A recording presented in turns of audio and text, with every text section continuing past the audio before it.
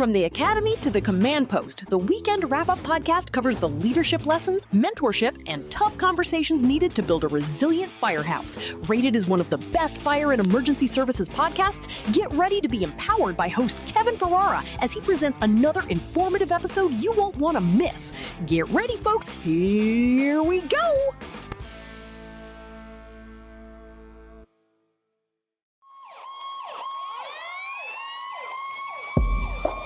Welcome, everybody. You're listening to AFSO 21's Weekend Wrap-Up podcast. Here is your host, Kevin Ferrara. Welcome, everyone, to another episode of AFSO 21's Weekend Wrap-Up podcast. I'm your host, Kevin Ferrara. Listeners, if you're driving to work right now, if you're listening, sitting at the kitchen table in a quiet station, or if you're just someone who cares deeply about leadership, public safety, and how organizations survive under extreme pressure, well, glad you're here. In this episode, we're going to dive deep into a topic that gets talked about a lot in corporate boardrooms, but it's absolutely life or death in the firehouse, the rescue bay, and especially the chief's office. Folks, I'm talking about transparency and accountability in fire and emergency services.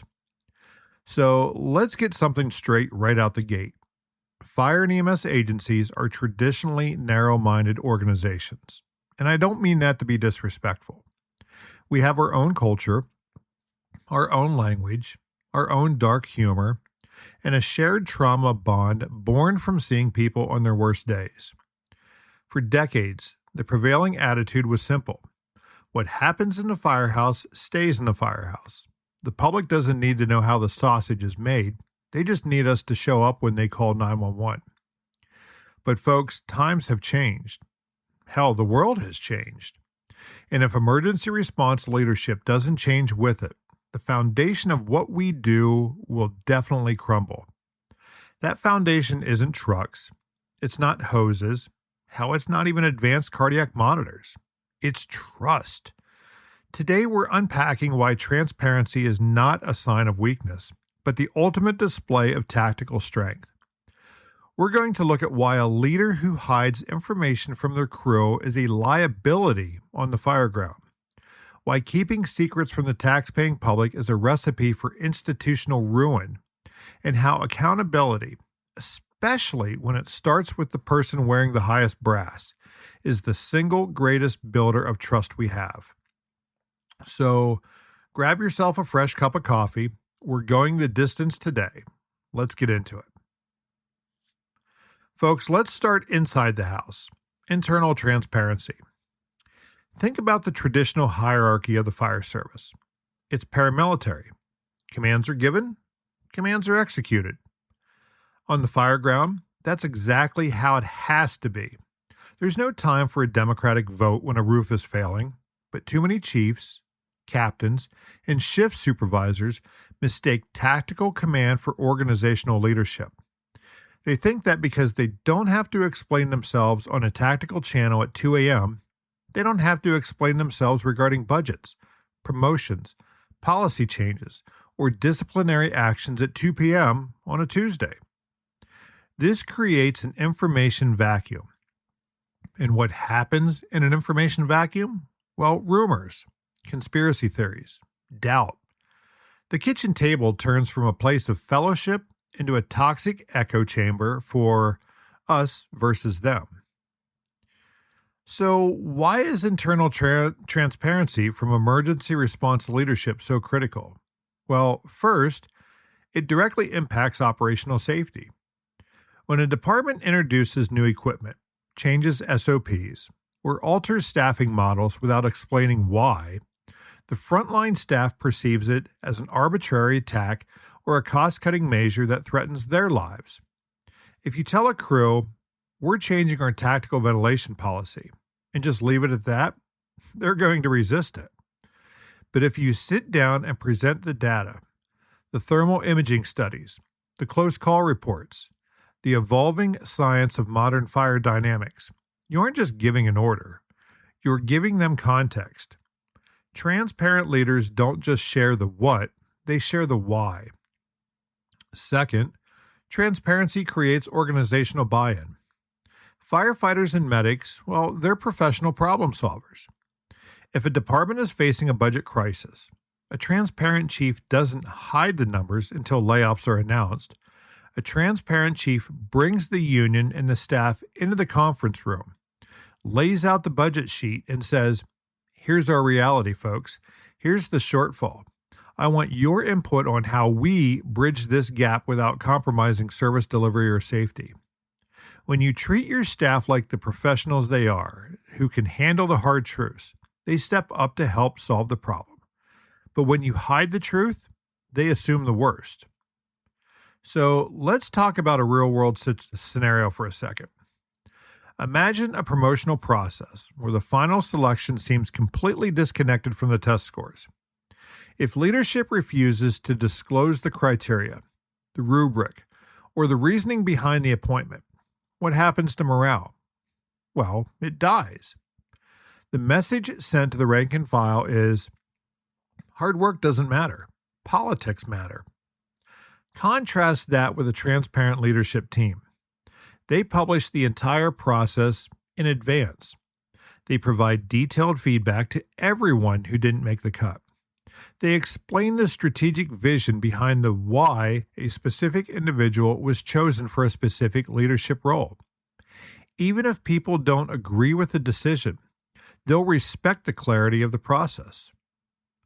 There's an implicit contract between emergency services and the community. The community gives us their tax dollars, their respect, and most importantly, their absolute vulnerability. They call us when they're trapped in a car, when their child stops breathing, when their home is burning down. They open their doors to us and trust that we'll enter without malice, with completeness, and with integrity. But folks, let's be honest. Public trust is harder to earn and easier to lose today than at any point in modern history. We live in an era of intense scrutiny, ubiquitous smartphones, and instant social media amplification. If an incident goes wrong, if a response time is delayed, if a piece of equipment fails, or worse, if a member of the department engages in misconduct, I guarantee you the public will know about it. The question is, who will they hear it from first? Will they hear it from the leaked cell phone video on the local news with a headline that says, "Fire Department covers up major blunder"? Or will they hear it from the fire chief standing at a podium, looking directly into the camera and saying, "Folks, we made a mistake. Here's exactly what happened, and here's how we're fixing it"? External transparency means acknowledging that you're accountable to the citizens. This accountability is not just a morale obligation. In many cases, it's a statutory one. For example, the Pennsylvania Second Class Township Code mandates that townships are responsible for ensuring fire and EMS services are provided to the extent determined by the township. When agencies operate in obscurity, they risk violating state regulations and the public's right to know how their funds are utilized. When a bad outcome occurs, the instinct of the old school fire service, often driven by risk managers and lawyers, is to clam up. No comment. Ongoing investigation. While there are legitimate legal bounds regarding personnel privacy and HIPAA, hiding behind legal jargon to avoid embarrassment, well, that's a fatal leadership flaw. We've seen real-world examples where a lack of transparency regarding EMS licensing led to significant community concern and a crisis of accountability. Citizens have a right to know if their local providers are adequately trained, licensed, and equipped to respond when the clock is ticking. Folks, the public doesn't expect emergency responders to be infallible gods. They know we operate in chaotic, unpredictable, and hostile environments. They know human errors occur. What they won't tolerate is dishonesty, defensiveness, or a cover-up. When leadership is transparent with the public about operational challenges, such as understaffing, aging fleets, or failed responses, it builds a reservoir of goodwill. If you're honest about why it took 12 minutes to get to a fire instead of 6, because you've been screaming for a budget to build a station on the east side of town, the public becomes your ally. They'll go to the city council meetings with you. They'll vote for the bonds. By opening the doors and letting the community see the standards we uphold, we reinforce the foundation of our profession. But folks, if we pretend everything is fine until a tragic failure occurs, the public feels betrayed. And the harsh reality is once that betrayal sets in, getting that trust back, well, that's going to take generations. You've heard me and many others talk about transparency. But transparency without accountability, well, it's just an empty PR stunt. It's a press release with no teeth. Accountability is the execution phase of transparency. And here's the hardest pill for emergency service leaders to swallow. Accountability must flow downward, but it must start at the top. There's a paradox in leadership. True leaders take 100% of the blame for failures and give away 100% of the credit for successes. If a rookie firefighter fails to mask up correctly and incurs an injury, sure, there's an individual accountability there. But a truly accountable leader asks themselves, how did our training system fail them? Did their officer inspect their gear? Have I, as a leader, created a culture where cutting corners is tolerated because it looks cool? When a leader holds themselves accountable in front of their staff, something magical happens to the culture. It normalizes accountability. If a chief stands up at the department-wide meeting and says, hey guys, look, I made a bad call on that apparatus purchase. I looked at the wrong metrics. It didn't meet our operational needs, and it cost us time and money. That's on me, and here's how I'm correcting it. Do you know what that crew is going to think? They don't think the chief is weak. They think, wow, if the boss can admit a mistake, it's safe for me to admit a mistake too. This is how we build a just culture. A just culture is an environment where human errors are treated as opportunities to learn, improve systems, and optimize training. But reckless behavior, well, that's met with swift and fair consequences. If you don't have transparency, you cannot have accountability because you can't hold someone accountable for a standard they didn't know existed or a policy that was hidden in a binder somewhere. Conversely, if you have accountability without transparency, it looks like a witch hunt. Your staff feels like discipline is arbitrary, weaponized, and passed down based on favoritism rather than objective facts. To maintain trust over decades, an emergency service manager must show that nobody is above the badge. If a high-ranking officer or a top-performing medic violates the ethical or operational standards of the department, they must face the exact same accountability mechanisms as a probationary member. The moment you create exceptions for the good old boys or the high producers, you destroy the moral authority of your leadership.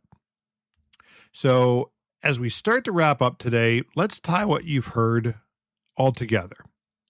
Why are we, or should we be, talking about this so passionately?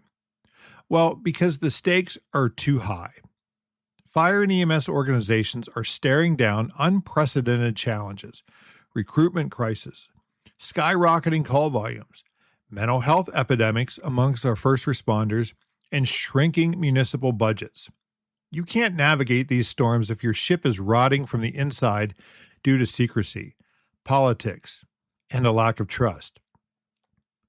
If you're a chief, a captain, a lieutenant, or a senior firefighter listening to this right now, I want to leave you with 3 practical challenges to bring to your department tomorrow morning.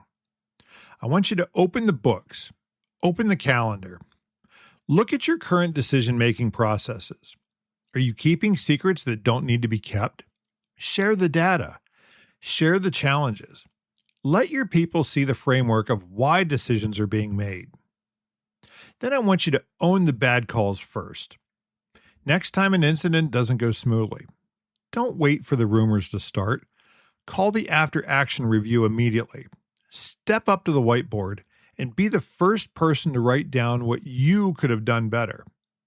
And third, build a bridge to the community. Don't just talk to the public when a house is on fire or during Fire Prevention Week in October.